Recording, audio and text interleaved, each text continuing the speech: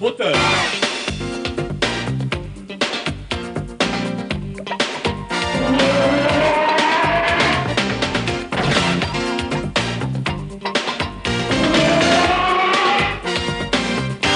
Ça tourne.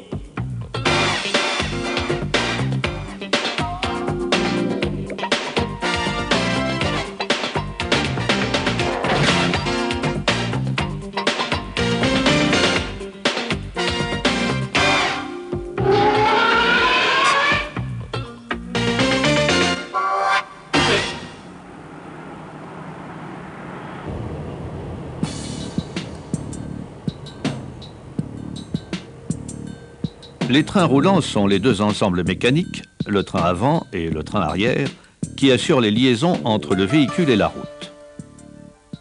Pour assurer correctement ces fonctions, les roues de chaque train roulant doivent se trouver dans une position bien précise par rapport au sol. Cette position est en dynamique, c'est-à-dire en roulage, celle qui assure le meilleur comportement routier. Elle prend en compte la déformation des articulations élastiques, la réaction des pneumatiques et les variations de suspension. Pour des raisons pratiques, cette position est définie en statique par des mesures forcément différentes parce que n'étant plus soumise à des contraintes et dont on trouve la valeur dans les tableaux de contrôle.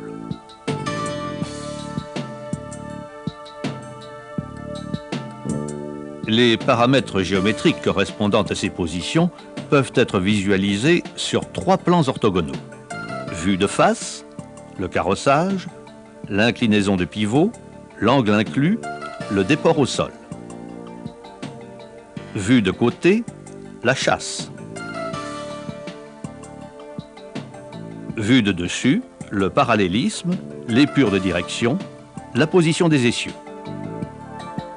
Le train arrière n'utilise que certains de ces paramètres, carrossage et parallélisme. Analysons chacun de ces éléments. Le carrossage, c'est l'inclinaison de la roue par rapport à la verticale ou l'angle formé par l'axe de fusée et l'horizontale.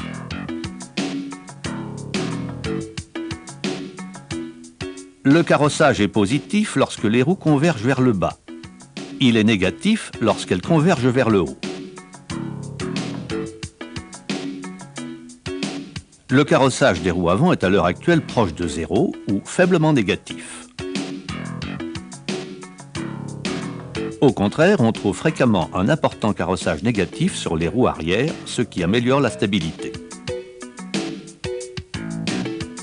La stabilité est compromise par la dérive des pneumatiques.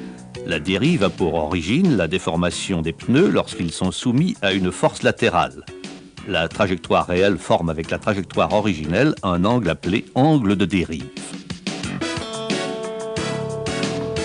Illustrons la correction que peut apporter le carrossage. Si l'on pousse la roue inclinée en carrossage positif, elle glisse. Lorsque la roue est inclinée en carrossage négatif, elle freine. Le carrossage induit sur chaque roue un effet de cône. Celui-ci tend à écarter la roue de sa trajectoire. Il provoque en même temps une usure en cône. Une modification du parallélisme compense les inconvénients induits par le carrossage. L'inclinaison de pivot. C'est l'angle formé par la verticale et l'axe de pivot. Il permet le rappel de la direction lors des braquages à faible vitesse. Lors du braquage, le véhicule se soulève puisque l'axe est incliné et l'effet de son poids crée un couple sur l'axe de pivot qui a tendance à ramener la roue en ligne droite. L'angle inclus est formé de l'addition de deux valeurs, inclinaison de pivot et carrossage. L'angle inclus peut être exprimé d'une façon différente. Il représente alors l'angle d'inclinaison des pivots auquel on ajoute le carrossage, angle que forme l'axe de fusée avec l'horizontale, plus 90 degrés. L'angle inclus est obtenu à la construction par la forme du pivot. Une valeur hors tolérance indique que le pivot est déformé.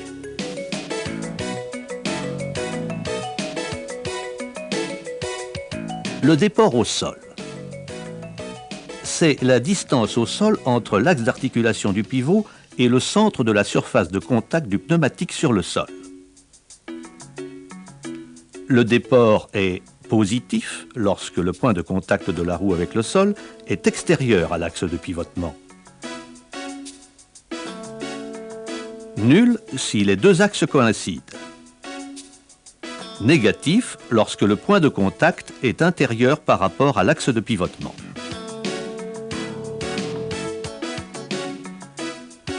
La valeur définitive du déport au sol est obtenue par construction à l'aide des moyeux complétés par les roues.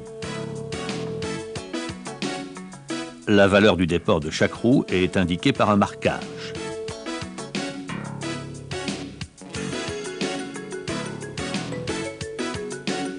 Il convient de se méfier des panachages de roues en cas d'instabilité au freinage.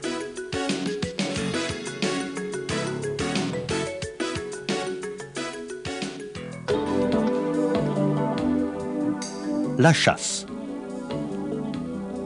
La chasse est l'angle formé par l'axe de pivot et la verticale, le véhicule est en vue de côté.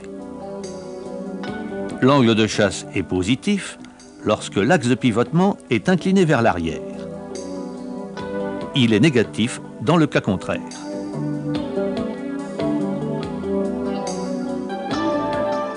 Son but est de placer l'axe de pivotement de la roue en avant du point de contact du pneu au sol. L'écart séparant les deux points est appelé chasse-distance. C'est cette distance qui provoque en dynamique le rappel des roues en ligne droite. Sur cette maquette, la chasse est nulle. L'axe de pivot et le point de contact au sol sont confondus. Si l'on braque la roue directrice, l'ensemble va se montrer incapable de reprendre une trajectoire rectiligne. Sur la même maquette, la chasse est réglée pour que l'axe de pivotement vienne en avant du point de contact avec le sol. Lors de la manœuvre, la roue se trouve en remorque et reprend sa trajectoire. L'angle de chasse est positif. Suivant ces options, un constructeur peut adopter un angle de chasse négatif. Il y a lieu dans ce cas de désaxer la roue par un déport pour retrouver une chasse-distance positive.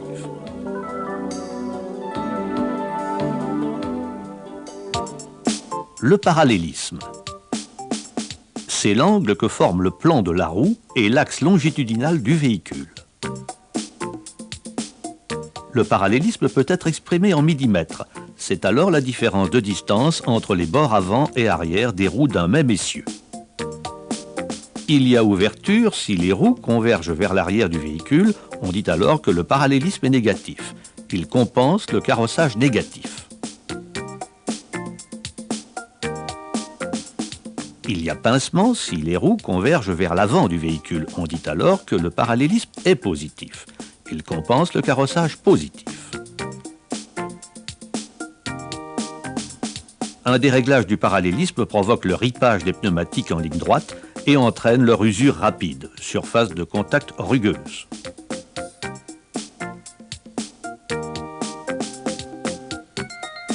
L'épure de direction.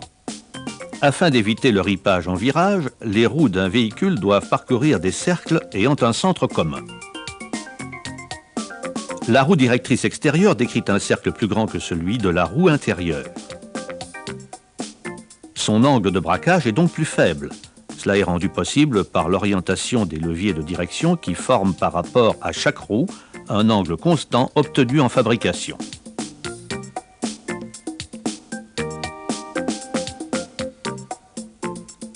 Le tracé théorique est dû à l'ingénieur Gentot qui a déterminé que le prolongement des leviers de direction devait se croiser au centre de l'essieu arrière. À l'heure actuelle, et pour tenir compte de différents facteurs, déformation des pneumatiques en virage, véhicule à traction avant ou propulsion arrière, caractère sur ou sous-vireur que l'on souhaite trouver, le point d'intersection peut être trouvé soit en avant, soit en arrière de l'essieu arrière.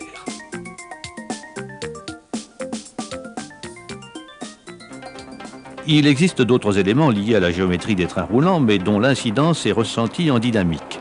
Ce sont la hauteur de crémaillère, la position des essieux. La hauteur de crémaillère. Le parallélisme varie avec les changements d'assiette du véhicule en roulage pendant le pompage de la suspension. La position de la crémaillère influe directement sur l'ampleur de la variation. Trop haute ou trop basse, la variation est maximale. Le problème est aggravé si la crémaillère a été déplacée à la suite d'un choc. Chaque roue s'ouvre et se ferme alternativement avec un mouvement contraire à celui de la roue opposée. La position de la crémaillère est en général obtenue par construction. Elle est fixée sur un berceau rapporté ou sur le tablier avant. Dans le cas de la fixation sur le tablier, il faut utiliser un gabarit lors du remplacement de celui-ci.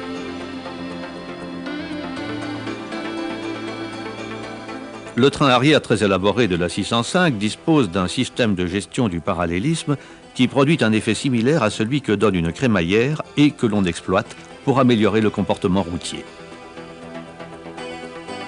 Chaque demi-train arrière monté sur un pivot est arrêté en rotation par une biellette réglable. Cette biellette permet de régler le parallélisme de chaque roue grâce à un excentrique.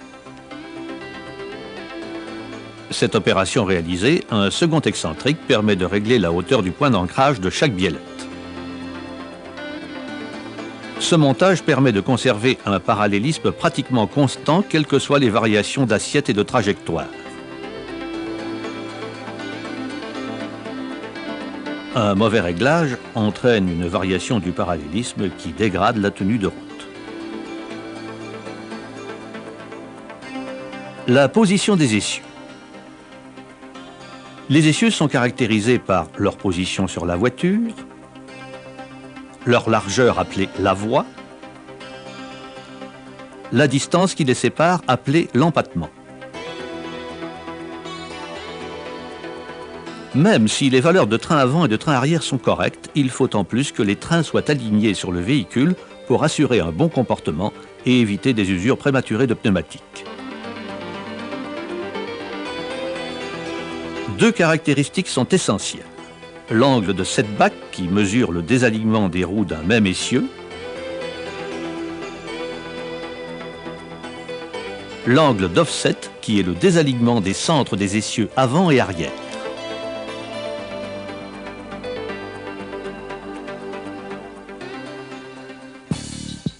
Voici terminé ce tour d'horizon des caractéristiques des trains roulants. Nous avons vu l'importance de chaque valeur et les effets d'un déréglage de celle-ci. Dans le but d'avoir des contrôles de géométrie plus fiables, Automobile Peugeot a développé une méthode de contrôle des trains roulants dite en assiette de référence, contrairement à l'ancienne méthode appelée en ordre de marche. La mise en assiette de référence, en bridant les suspensions du véhicule, permet d'éliminer tous les problèmes de poids ou d'affaissement de suspension. Cette méthode est diffusée dans la documentation d'atelier.